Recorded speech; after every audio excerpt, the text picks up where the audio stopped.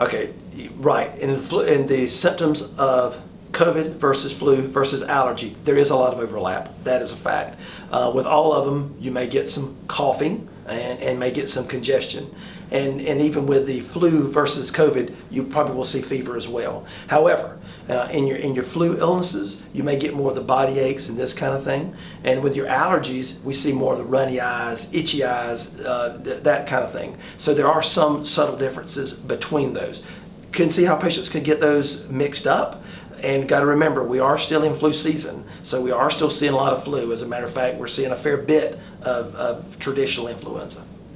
If you have exposure to COVID, potential exposure to COVID, if you traveled in those really high-risk areas, those are the kind of things you need to make your healthcare provider aware of, absolutely, so they can do appropriate screening for you. Okay. That's still debatable on the contagiousness. We know for sure that if someone's actively showing symptoms, they're contagious. That we know for a fact. I've been reading a lot about the debate about whether or not how early patients are contagious and whether or not it precedes the onset of illness. But for sure, if you're having fever, coughing, congestion, you are contagious.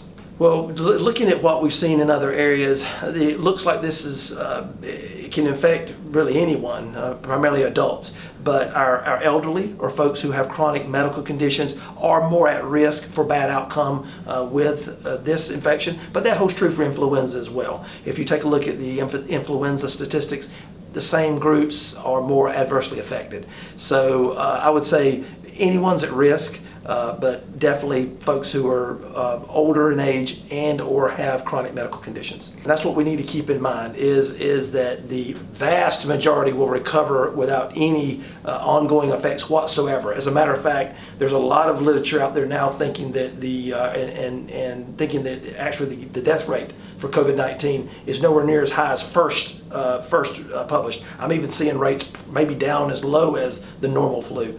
People do die from influenza. That happens every single year. So, but at the same time, a vast majority of folks, we really want to get that out there, are going to recover without any issues whatsoever.